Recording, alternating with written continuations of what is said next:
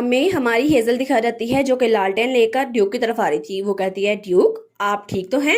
तो ड्यूक उसकी तरफ देखता है तो वो कहती है आखिर आपकी ऐसी हालत कैसे हुई? उसके पीछे ही सर डैनियल था। तो ड्यूक चिल्लाते हुए कहता है विच, आखिर मुझे बताओ यहाँ पर क्या हुआ है, तुमने मेरे बच्चों के साथ क्या किया और आखिर बच्चे हैं कहाँ पर? तो हमारी कहती है क्या बच्चों के साथ? तो तभी उसके पीछे लूना और लूका भी थे जो बड़े गुस्से से उसको देख रहे थे। तो तब सर डैनियल कहता है मैं आपको एक्सप्लेन करता हूँ, प्लीज विच को कुछ ना कहिए। तो ड्यूक कहता है क्या क्या ना कहूँ? और उसके बाद उसने सारी कहानी उसको बता दी थी। और फिर हमें अगली सुबह का सीन दिखा देता है जब ड्यूक सोचता है आखिर उनकी हिम्मत कैसे हुई, उन्होंने एक टनल के जरिए यहाँ पे खुदाई की और यहाँ पे मेरे मेंशन में आ गए। तो सर डैनियल कहता है और इसके अलावा वो बहुत ज्यादा ट्रेन थे और ऐसा लगता है उनकी मैनर ऑफ स्पीच, ऐसा लगता है उनको खास तौर पर ट्रेन किया गया यहाँ पर हमला करने के लिए। तो ड्यूक सोचता है क्या नॉर्दर्न बारबेरियंस, लेकिन मैंने सुना था कि उनकी ब्रूटलिटी और शीर पावर वो तो बैटलफील्ड में काम आती है, लेकिन नाइट ऑर्डर के बजाय जो पेट्रोलिंग गार्ड होते हैं उनके पास एक्सपीरियंस कम होता है, इसलिए मैं उनको यहाँ पर छोड़ गया था। मुझे क्या पता था कि यहाँ पर हमला हो जाएगा। और वो कहता है ठीक है तुमने अच्छा काम किया, ये इम्पॉसिबल काम था लेकिन तुमने बहुत अच्छा काम किया। तो सर डैनियल कहता है असल में मैंने सारा काम नहीं किया, काम तो किसी और ने किया था। अगर वो विच यहाँ पर ना होती तो मेरे लिए बच्चों को बचाना बहुत ज्यादा मुश्किल हो जाता। योर ग्रेस, मुझे लगता है आपको उसका शुक्रिया अदा करना चाहिए। तो वो कहता है क्या विच ने ये सब कुछ किया, लेकिन कैसे? तो सर डैनियल कहता है ना सिर्फ उसने उनके तलवारों को सॉसेजेस और ब्रोकली में बदल दिया, बल्कि उसने तो बहुत ज्यादा हिम्मत दिखाई। तो ड्यूक कहता है क्या सॉसेजेस और ब्रोकली, आखिर वो कहाँ से आ गए? तो सर डैनियल कहता है और जितनी तरह वो गुस्सा हो रही थी ना उन पर, मुझे नहीं लगता वो उनकी साइड से है और मुझे सच में लगता है वो बच्चों को बचाने के लिए ये सब कुछ कर रही थी। और फिर वो कहता है बाय द वे आखिर आप अपनी एक्सपीडिशन कंप्लीट किए बगैर कैसे वापस आ गए? तो ड्यूक कहता है मैं उसको वाइस कैप्टन के हाथों में छोड़ा है टेम्परेली। तब सर डैनियल कहता है भाई एनी चांस आपको इस हमले के बारे में पहले से पता था? तो ड्यूक कहता है नहीं ऐसी कोई बात नहीं है। और तब उसे याद आता है जब उसका लॉकेट टूटा था। वो सोचता है विच, हाँ मुझे उस विच से कुछ पूछना होगा। तो तब ड्यूक कहता है डैनियल मुझे यहाँ से कहीं जाना है, तो हम प्रिजनर की इंटेरोगेशन को थोड़ी देर के लिए रोक देते हैं और ये सब कुछ हम बाद में करेंगे। और उसके पास सीन चेंज होता है और हमें हमारी हेजल दिखा जाती है जो वहां आराम से बैठी हुई थी। वो कहती है अच्छा तो चलो देखती हूँ क्या करती हूँ। और तब वो वहां आराम से बैठी हुई थी सोफे पे अकेली। वो सोचती है मैंने सारा सामान तो पैक कर लिया, मैजिक यूज करने के बाद तो कोई काम बचा ही नहीं, अब मैं क्या करूँ? और वैसे भी बच्चे चाहे जितना मर्जी रोए मुझे उनको गुड बाय कहना ही होगा। और वो बहुत ज्यादा सैड हो गई थी। वो सोचती है लेकिन कम अज कम मैं उनके लिए एक लेटर तो छोड़ के जा सकती हूँ ना, ये तो अच्छा होगा। तभी दरवाजे पे दस्तक होती है और वहां पे ड्यूक था। वो कहता है मिस हेजल। तो हेजल खड़ी होते हुए कहती है ओ हाँ आप यहाँ पर किस लिए आए? मैं वैसे भी यहाँ से जा रही थी। तो ड्यूक कहता है नहीं मैं कल आपसे बदतमीजी करने के लिए माफी मांगने के लिए आया था, मुझे पता नहीं चला और मैं बस कंक्लूजन पे पहुंच गया कि आप उनके साथ थी और मैंने अपने बहन भाइयों की जान बचाने वाले के लिए इतने सख्त अल्फाज यूज किए, मुझे माफ कीजिएगा और मैं आपका बदला कैसे चुका सकता हूँ? तो हमारी हेजल चुप थी। तब वो खिड़की तरफ देखता है और कहता है क्या विंडो टूट गई है? तो हमारी बहन कहती है वो असल में, और उसे याद आता है उसने तो यहाँ से मेंढक को बाहर फेंका था। वो कहती है वो अगर इसको पता चल गया तो वो कहती है आप फिक्र ना करें, विंडो की सारी रिपेयरमेंट फीस वो मैं दूंगी, मैं इसको कवर कर लूंगी। तो ड्यूक कहता है क्या?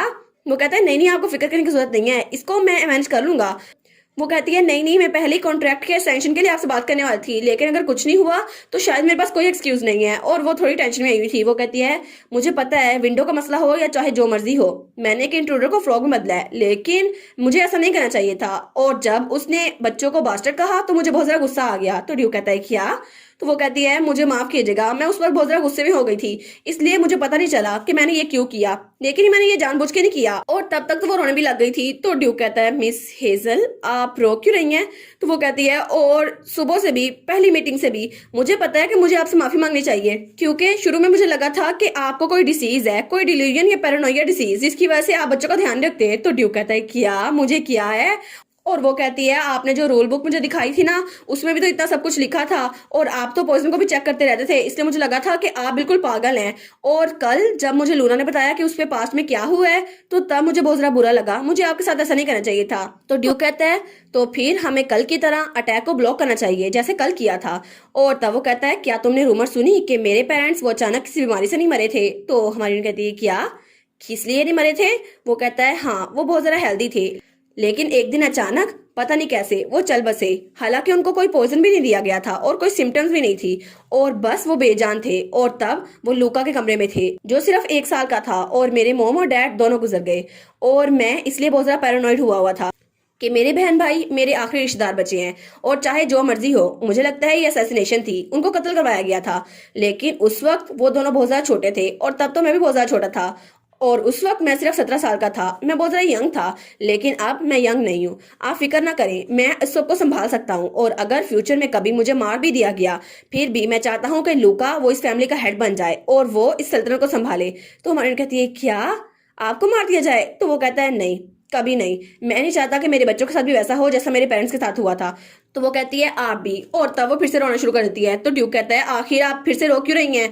तो वो कहती है आप भी तो छोटे हैं, आप भी तो इतने बड़े नहीं हैं। और वो तो बहुत ज्यादा रोई जा रही थी। तो ड्यूक कहता है आखिर तुम रो क्यों रही हो? अगर यहाँ से कोई गुजरा और उसने देखा तुम रो रही हो तो उसे तो गलत लगेगा ना, मैंने तुम्हें रुलाया है। तो वो कहती है लेकिन आप खुद भी तो बहुत ज्यादा छोटे हैं योर ग्रेस, मुझे बहुत ज्यादा बुरा लग रहा है आपके लिए। तो वो कहता है क्या छोटा? तो वो कहता है वेल मुझे लगता है कि तुम जो कि हजारों सालों से जीती आ रही हो, तुम्हारे लिए तो मैं छोटा ही हूँगा। तो हेजल सोचती है क्या विच बहुत जरा बूढ़ी थी? तो तब वो कहती है अच्छा ठीक है, अब मुझे चलना चाहिए। वैसे भी आपने कहा था कि आपके वापस आते ही मेरा कॉन्ट्रैक्ट खत्म हो जाएगा, शायद किसी दिन मैं उनसे मिलने के लिए आ सकती हूँ, है ना? और ड्यूक कहता है नहीं। तो हमारी बहन कहती है अच्छा, और वो बहुत ज्यादा उदास हो गई थी। वो कहती है मुझे लगा ही था। और तब वो कहती है ठीक है अब मैं यहाँ से चलती हूँ, और तब उसके सामने चुपती है। तब वो वहां जाने लगती है। तो ड्यूक कहता है इस बात की बिल्कुल भी सेंस नहीं बनती। वो कहता है मिस हेजल। तो हमारी यूनियन सोचती है आखिर ये टेम्परेरी प्रोटेक्शन कॉन्ट्रैक्ट ये तो खत्म हो ही चुका है। तो हमारी यूनियन कहती है जी बिल्कुल, आपने सही कहा, ये टेम्परेरी कॉन्ट्रैक्ट था, अब मुझे पता है ये खत्म हो गया है। और तब वो दरवाजा खोलने लगती है और उसके सामने बच्चों का चेहरा जाता है। वो कहती है गुड बाय बच्चों, मैं तुम लोग को बहुत ज्यादा मिस करूंगी, लेकिन शायद मेरे पास कोई और रास्ता नहीं है। तो ड्यूक आगे बढ़ता है और उसकी स्लीव को पकड़ लेता है। तो तब हमारी यूनियन कहती है क्या ये क्या था? तो ड्यूक उसके पीछे ही था। तो हमारी कहती है आखिर क्यों, आप मुझे रोक क्यों रहे हैं? तो ड्यूक वो थोड़ा शर्मा रहा था। तो हमारी कहती है क्या अब आखिर आपको क्या हुआ? वो कहता है मेरा कहने का मतलब था कि हमें एक नया कॉन्ट्रैक्ट बनाना चाहिए क्योंकि आपका पुराना कॉन्ट्रैक्ट खत्म हो गया है। तो हमारी कहती है क्या नया कॉन्ट्रैक्ट, लेकिन क्यों? और वो तो थोड़ी कंफ्यूज लग रही थी। तो ड्यूक कहता है बस मुझे एक पेन और पेपर ला के दो। तो वो जल्दी से अपने मैजिक से उसको वो ला देती है। तो ड्यूक कहता है इतनी जल्दी? तो तब उस पर कुछ लिखने लगता है। वो कहता है डैम इट, मुझे ये करना ही पड़ेगा। तो तब वो कॉन्ट्रैक्ट हमारी हीरोइन को दिखता है। वो कहता है इसको पकड़ो और ले लो। और वो भी थोड़ा कंफ्यूज हुआ था और थोड़ा इगोइस्टिक भी। तो हमारी हीरोइन उस कॉन्ट्रैक्ट को पढ़ती है और उसमें लिखा था एक कॉन्ट्रैक्ट जिसमें कोई रूल्स और रेगुलेशन नहीं है। वो कहती है क्या सच में? और वहां पर लिखा था कॉन्ट्रैक्ट पीरियड जब तक नैनी की जरूरत ना पड़े ग्रैंड डची में। तो वो कहती है वाह सच में? वो कहती है गुडनेस, क्या सच में यही है? तो ड्यू कहता है हाँ हाँ तुम पढ़ नहीं सकती। और वो भी थोड़ा हिचकिचा रहा था। तो हमारी हीरोइन तो बड़ी ज्यादा खुश हो गई थी। वो कहती है वाह, और उसकी आंखों में तो स्टार्स थे। वो भी इस कॉन्ट्रैक्ट पर साइन कर लगती है। वो कहती है ये ले मैंने कर दिया साइन।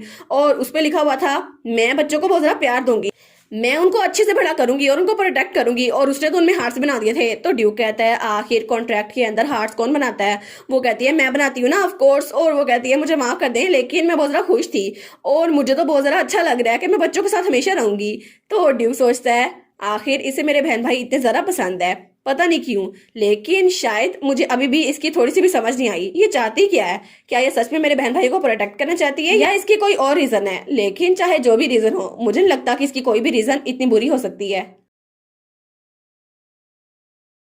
और इसी के साथ ये वाला पार्ट यहीं पर ख़त्म। तो आप लोग बताइएगा आप लोग को ये पार्ट कैसा लगा, और वीडियो को लाइक और चैनल को सब्सक्राइब लाजमी कीजिएगा। बाकी वीडियोस का लिंक भी स्क्रीन पर नज़र आ रहा होगा तो काइंडली उनको भी चेकआउट कर ले। और thank you so much for watching my videos. Stay safe, bye bye.